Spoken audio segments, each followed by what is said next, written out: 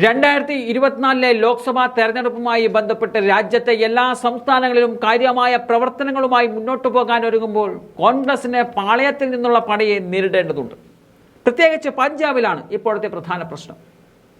മുൻ സംസ്ഥാന അധ്യക്ഷൻ നവജ്യോത് സിംഗ് സിദ്ധു ഇപ്പോൾ ഉണ്ടാക്കിക്കൊണ്ടിരിക്കുന്ന വെല്ലുവിളി ചെറുതല്ല. സിദ്ധുവിനെതിരെ അച്ചടക്ക നടപടി കൈക്കൊള്ളണമെന്നതാണ് പഞ്ചാബിലെ മുതിർന്ന നേതാക്കളിൽ വലിയ പക്ഷത്തിന്റെ ആവശ്യം. പാർട്ടിയിൽ അച്ചടക്കം നിർബന്ധമാണ് എന്ന് പറയുമ്പോൾ പോലും സിദ്ധു അതിനെതിരെ പ്രതികരിച്ചത് അച്ചടക്കം എന്നത് ഓരോ ആളുകൾക്കും വ്യത്യസ്തമല്ലേ എന്ന രീതിയിലാണ്. കുറച്ച് നാളുകൾക്ക് മുമ്പ് അദ്ദേഹം അമരേന്ദർ സിംഗിൻ്റെ നാട്ടിൽ ഒരു റാലി നടത്തി. അമരേന്ദറിനെയും ആം ആദ്മിയെയും കണക്കിന് വിമർശിച്ചിരുന്നു. എന്നാൽ ഇപ്പോഴത്തെ സാഹചര്യത്തിൽ ഇന്ത്യ മുന്നണിയുടെ സീറ്റ് വിഭജന ചർച്ചകൾ നടക്കുമ്പോൾ സഖ്യത്തിലുള്ള പാർട്ടിയെ വിമർശിക്കേണ്ടതില്ല എന്നുള്ള തീരുമാനത്തിലേക്ക് പാർട്ടി എത്തുമ്പോഴും ഒരു കാരണവശാലും സഖ്യം പഞ്ചാബിൽ നടക്കില്ല എന്നതാണ് സിദ്ധു തുറന്നടിച്ചു പറയുന്നത്. സിദ്ധുവിൻ്റെ ആവശ്യത്തോട് യോജിപ്പാണ് സംസ്ഥാന ഘടകത്തിനും. എന്നാൽ സംസ്ഥാന കോൺഗ്രസ് കമ്മിറ്റിയെ പോലും അറിയിക്കാതെയാണ് പല പരിപാടികളും സിദ്ധു ഒറ്റക്ക് സംഘടിപ്പിക്കുന്നത്.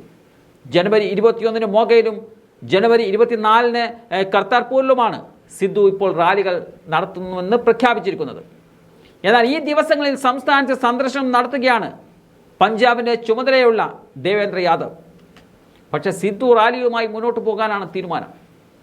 താൻ റാലി നടത്തുന്നത് കോൺഗ്രസ് ആശയം ജനങ്ങളോട് സംസാരിക്കുവാനാണ്. ജനാധിപത്യത്തിലെ ഏറ്റവും വലിയ ശക്തി ജനങ്ങളാണ്. പാർട്ടിയുടെ അടിത്തറയായ പ്രവർത്തകരില്ലാതെ കോൺഗ്രസിനെ നിലനിൽക്കാൻ സാധിക്കില്ല. അതുകൊണ്ടാണ് താൻ അടിത്തറ ശക്തിപ്പെടുത്താൻ ജനങ്ങളിലേക്ക് ഇറങ്ങുന്നത് എന്നതാണ് സിദ്ധുവിൻ്റെ വാദം. കഴിഞ്ഞ ദിവസം ദേവേന്ദ്ര യാദവുമായി കൂടിക്കാഴ്ച നടത്തുകയും ചെയ്തിരുന്നു സിദ്ധു. അദ്ദേഹം മാധ്യമങ്ങളോട് പറഞ്ഞത് ഞങ്ങളൊക്കെ രാഹുലിൻ്റെയും ഖാർഗെയുടെയും പട്ടാളമാണ് എന്നതാണ്. ദേവേന്ദ്ര യാദവ് വരുന്നത് നേരത്തെ അറിയിച്ചിരുന്നുവെങ്കിൽ താൻ യാത്ര മാറ്റിവെക്കുമായിരുന്നു എന്നും സിദ്ധു പറയുന്നുണ്ട്. പക്ഷേ തൊട്ടു പിന്നാലെ സിദ്ധുവിൻ്റെ സോഷ്യൽ മീഡിയയിലെ ഒരു പോസ്റ്റ് ചർച്ചയായിട്ടുണ്ട്. അദ്ദേഹം പറഞ്ഞതിങ്ങനെയാണ്: പൂച്ചട്ടിയിൽ വളർന്ന ചെടി ആൽമരത്തെപ്പറ്റി സംസാരിക്കുമെന്നതായിരുന്നു. എന്നാൽ ഇത് ആരെ ഉദ്ദേശിച്ചാണ് എന്ന് ചോദിച്ചപ്പോൾ അത് മനസ്സിലാകേണ്ടവർക്ക് മനസ്സിലാകുമെന്നതായിരുന്നു സിദ്ധുവിൻ്റെ മറുപടി. ഇതിനു മറുപടിയായി പത്രക്കാരുടെ ചോദ്യങ്ങൾക്ക് ദേവേന്ദ്ര യാദവ് പറഞ്ഞത് പാർട്ടി എല്ലാവർക്കും അതിൻ്റെ ഇടം നൽകിയിട്ടുണ്ട് എന്നതാണ്. കോൺഗ്രസ് ഒരു ജനാധിപത്യ പാർട്ടിയാണെന്നും അഭിപ്രായം തുറന്നു പറയാൻ എല്ലാവർക്കും അവകാശമുണ്ട് എന്നതായിരുന്നു.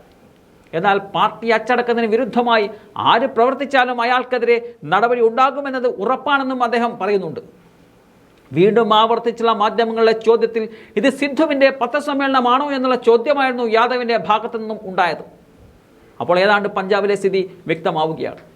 സിദ്ധു ഇപ്പോൾ പാർട്ടിയെ വെല്ലുവിളിച്ച് അവിടെ അണികളെ ഉണ്ടാക്കുന്നത് ഒരുപക്ഷെ അമരേന്ദറിൻ്റെ പാത പിന്തുടരാൻ വേണ്ടിയാണോ എന്നുള്ള ചോദ്യങ്ങളും ഇപ്പോൾ ഉയരുന്നുണ്ട്. സ്വന്തമായി അണികളെ ഉണ്ടാക്കിയെടുത്ത് ഒടുവിൽ ലോക്സഭയിൽ സീറ്റ് കിട്ടിയില്ലെങ്കിൽ സമ്മർദ്ദ തന്ത്രം ഉപയോഗിച്ച് വാങ്ങിയെടുക്കുക എന്നതാവും സിദ്ധുവിൻ്റെ തന്ത്രം. അല്ലെങ്കിൽ അമരേന്ദറിനെ പോലെ പുറത്തേക്ക് പോയി ഒറ്റയ്ക്ക് മത്സരിക്കും.